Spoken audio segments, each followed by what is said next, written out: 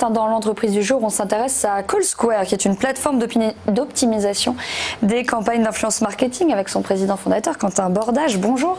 Bonjour. Première question déjà, pour commencer, pourquoi lancer CallSquare après Brand & Celebrities? En fait, CallSquare, c'est une marque de la maison mère qui s'appelle Brand & Celebrities, que j'ai créée en 2011 avec une idée qui était de simplifier les mises en relation entre des personnalités, des célébrités et des marques.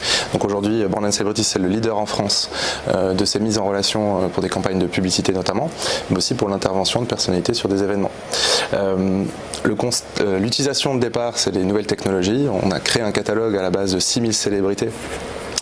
En collectant un certain nombre d'informations, notamment de manière automatisée sur Internet pour créer des matchings, pour raconter des histoires et faire des partenariats authentiques. Par exemple, un partenariat entre Novak Djokovic, le numéro 1 mondial de tennis, et la marque Gerblé sur tous les produits sans gluten, en découvrant grâce à notre outil que Novak Djokovic était intolérant aux produits avec du gluten. Et en fait, ce sont les mêmes technologies que l'on a appliquées aux influenceurs, à l'influence marketing, en élargissant notre catalogue de 6000 célébrités à plus d'1 million d'influenceurs dans le monde. Alors qu'est-ce que vous entendez par influenceur? Alors, nous on parle plutôt de Key Opinion Leader, les fameux KOL qui sont extrêmement, c'est un terme qui est extrêmement usité en Asie et par les marques de luxe. Et qui a donné le nom à votre marque d'ailleurs, CallSquare. Exactement, CallSquare. En fait, donc nous aujourd'hui on travaille sur les réseaux sociaux, donc ce sont des personnes qui sont influentes sur ces réseaux sociaux, qui ont des énormes communautés. Aujourd'hui nous on travaille principalement sur Facebook, Twitter, Instagram et YouTube, donc les principaux réseaux sociaux occidentaux. Et pour nous, un influenceur et un KOL, c'est une personnalité, une personne qui va avoir une influence auprès d'une cible. Donc on a une vision très média des influenceurs. Et le KOL, c'est un influenceur qui va être authentique, qui va rechercher des partenariats qui auront du sens pour sa communauté et qui vont être inspirants. Voilà, donc c'est ça pour nous un influenceur. Dans notre catalogue aujourd'hui, je vous disais qu'on a 1 million d'influenceurs. Aujourd'hui, concrètement, ce sont tous les influenceurs du monde sur les réseaux sociaux que je citais tout à l'heure qui ont plus de 5000 followers et qui sont accessibles pour des agences de communication ou des annonceurs afin de mettre en place des campagnes de communication sur le web. Donc ça peut être des gens pas forcément très connus du grand public comme des superstars, vous citiez Novak Djokovic. Exactement, donc en fait il faut raisonner un petit peu comme une pyramide. Tout en haut de la pyramide vous avez les méga influenceurs qui sont souvent des célébrités. Donc ils sont connus dans la vie réelle, ils ont une énorme influence, un énorme pouvoir d'opinion dans le monde.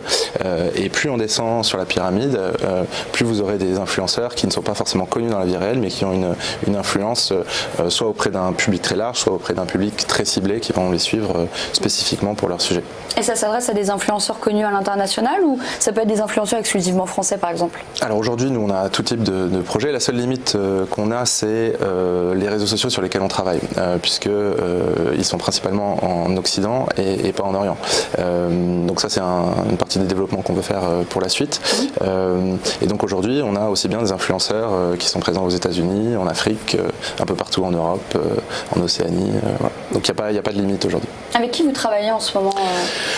Qui est-ce qu'on peut citer? Alors on travaille avec des grandes marques comme Coca-Cola, comme Uber, comme Clarins ou des grosses agences de communication comme Publicis, comme WPP, comme Omnicom.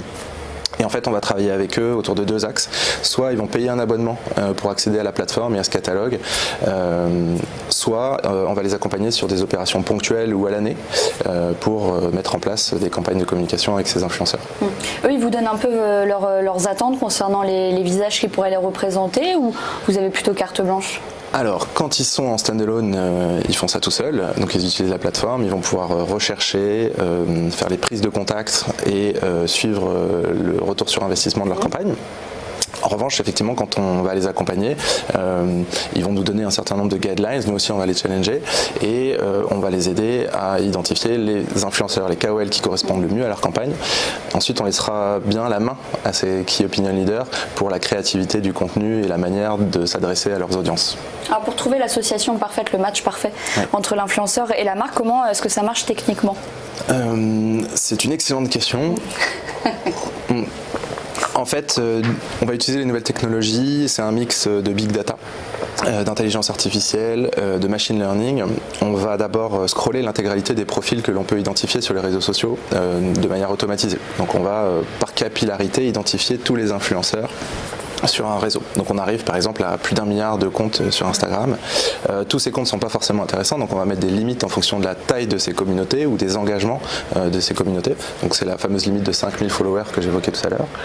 Et ensuite, on va collecter un certain nombre de données sur tous ces influenceurs. Donc tous les contenus qu'ils postent sur leurs réseaux sociaux, textes, photos, vidéos, à quel moment ils postent, quels sont les engagements, quels sont les commentaires, les likes, les partages, le nombre de vues sur toutes ces publications.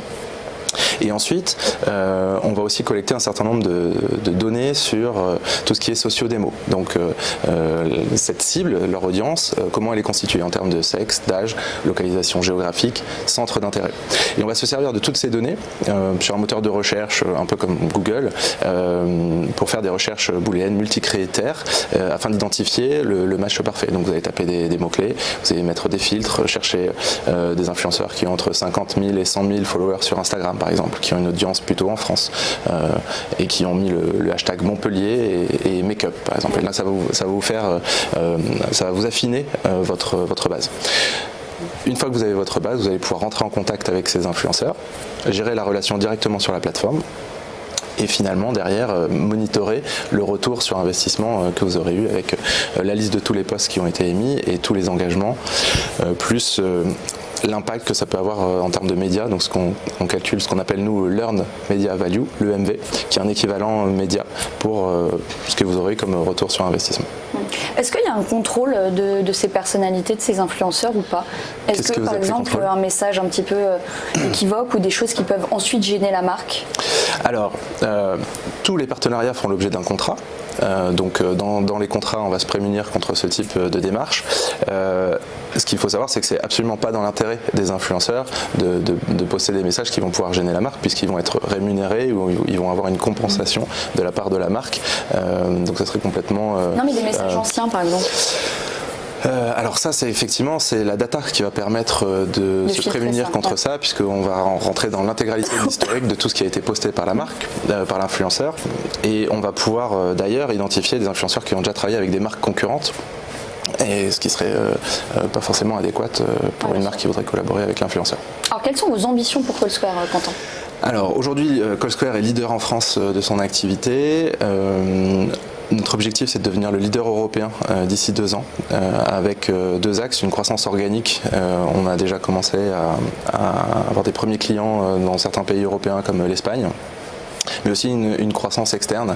On a fait récemment l'acquisition d'une société qui s'appelle Eclat, qui est spécialisée dans la professionnalisation des relations entre les influenceurs et les marques. Donc concrètement, une plateforme qui permet d'automatiser les contrats entre les KOL et les marques. Donc voilà, donc ça ce sont nos axes de développement. C'est un marché qui est énorme, c'est un marché qui va représenter l'an prochain 20 milliards de dollars dans le monde entier et qui est en énorme croissance. Donc cette hyper croissance, nous on voudrait l'embrasser à travers notre technologie et notre ambition. Voilà. Vous avez parlé de l'Espagne, il y a d'autres pays qui sont particulièrement importants? Alors les principaux pays européens sont l'Angleterre, l'Allemagne, l'Espagne, l'Italie, toute l'Europe du Nord. Puis ensuite il y a les États-Unis et après il y a l'Asie. Ça c'est un marché que vous allez viser, les États-Unis à long terme? Tout à fait. En revanche ça demande un certain nombre de moyens. Donc on a déjà levé 3,5 millions depuis notre lancement, notamment auprès d'un fonds d'investissement qui s'appelle Cap Horn. Et du coup ça va demander de prochaines levées de fonds. Merci Quentin Bordage d'avoir été notre invité, de nous avoir présenté CallSquare. Restez avec nous, le Live TV Finance continue tout de suite.